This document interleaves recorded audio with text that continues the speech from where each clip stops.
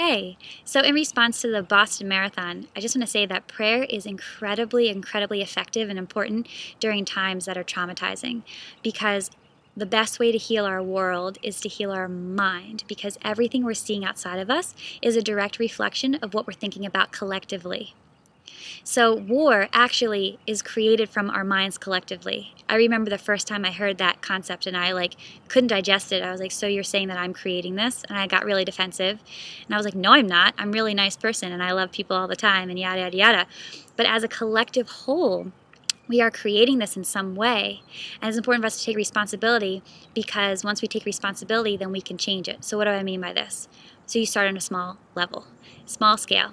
So a small scale might actually feel kind of big, but the small scale is, for instance, if you wake up in the morning and you look at yourself and the first thing you see is something that you hate, you're attacking yourself. Like, that's war. You are in war with yourself in that moment. When you look in the mirror and you say, God, Lianda, you are so ugly. Like, ugh, like you really need to work out. Like, what are you doing with your life? Like, blogging's so lame. If you just attack yourself all the time, you're attacking yourself. Think about that. When you judge yourself, you're attacking yourself. What do you think these people, when you see war, people are attacking each other? So we're just seeing reflection of what's going on in our own minds manifested on a larger scale outside of us. Just sit with that for a moment. And it's all right. It doesn't mean that we're bad people, that we're attacking ourselves all the time. It's just we've learned it and we have an ego, and it's very easy and seductive to be seduced by the ego, to beat ourselves up and be judged a lot, or judge ourselves, because then we judge other people. And then we feel separate from each other. And that's what the ego does. The ego just makes you feel separate. So anytime you feel separate from somebody else, you're just in your ego's mind. But when you take a step back and say, wait a second, this is not me. I am love. Help me see this through the eyes of love. Then look at that person that you were feeling separate from. Maybe you thought they were better than you, maybe worse, whatever the case may be. And see if your perception of them changes at all. And if it doesn't, that's okay. Just keep doing it. Keep practicing it. That's what I mean by, and that's what they mean. It's not me. I'm not telling you anything that somebody else has not already said. But it's something that I'm really practicing a lot in my life that's really healing my mind. Because if you can heal your mind, then naturally you're going to start acting from love. When you change your perception from fear to love, whether it's about yourself or somebody else in your life, then naturally your actions are going to be from love. You'll naturally act in loving ways. It's going to happen. When you think from love, when you feel from love, you will just act in love. But when you're afraid, you're going to take actions that show that. And it's okay. Don't beat yourself up about doing it. It's just, this blog, if anything, is just like a wake up. This is what we're doing. Because I needed a wake up blog. A couple times actually. And always, we just have to constantly change our brain and create habits in our mind of ways of thinking.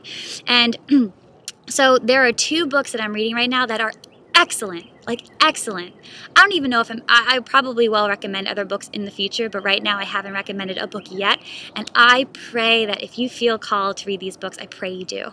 So one of them is called A Return to Love. It's by Marianne Williamson. The other one is called May Cause Miracles. It's by Gabrielle Bernstein. These 2 women have written books that are based off of another book called A Course in Miracles. And A Course in Miracles is an incredible book, super intense. Its whole purpose is to help you change your perception from fear to love. And I remember I picked it up when I was 21, and I tried starting reading it, and I just couldn't digest it at the time. So what these women did was they wrote books that really help you digest it, and they're excellent, excellent work. I'm noticing such a shift in my perception from being afraid a lot or feeling guilty or holding on to resentments, things like that, just from those perceptions to more of a peaceful outlook and loving outlook on life. The book May Cause Miracles is a 40-day guidebook, and I'm on day 30, so I'll give a full report when I'm finished. But so far, I've really been able to handle any anxiety I feel. I think a big thing for me is I tend to feel anxiety because I think a lot. And so I've been really able to stop the pattern. And I've been doing a bunch of other things too, but these 2 books have been very, very, very powerful. And I feel like if we all even just got a glimpse of them, even just listening to this blog and really understanding that what you're thinking of is creating your outside reality, that is just powerful in itself. The first step is to be aware of it, So if anything, I just hope this blog is encouraging you to pray. And if you get uncomfortable by praying to God, I just want to say that I was raised Catholic, and I interpreted God as this big man in the sky that judged me all the time. I mean, for real, like cliche understanding, but yeah, I did. I felt uncomfortable. I see things as good and bad, and it's nobody's fault. I chose to interpret it that way, and I over time have redefined what God is because I finally realized what he really is. And it's not a man, it's an energy. So God is love.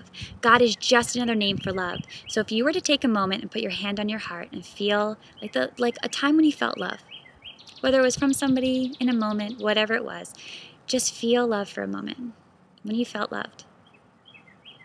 And if you can conjure up a memory and you can feel it, what you're feeling is God. It's just another name. And love is so pure. Love has no ego, and that's why it feels bigger than us. But that's where we came from. Like, love is our essence. As humans, though, we have an ego, and that's where our conflict comes in. That's where war comes in. And so love can outweigh war. Love can conquer war. Love can conquer fear. It is possible. We just have to feed love more than we feed fear. And one way that we feed love is by praying. Praying to love, praying to God. So if anything, let's just all pray. Just pray. It really works. I mean, take a moment and just connect with your spirit. When you feel disconnected from your spirit, you feel separate and you're more likely to attack yourself. But when you feel connected, you realize how beautiful and amazing you are, and you don't want to do that to yourself or anybody else. So it's okay when you feel unloving thoughts towards other people. That's fine. Just bring yourself back to a loving thought. It's easier said than done, I know, but it's possible, and it gets easier over time. So let's just pray for everybody in Boston and everybody in the world who needs healing and help and freedom from pain. And let's help us see love.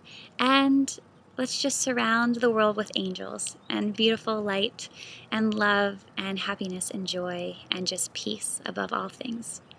Thank you. Amen.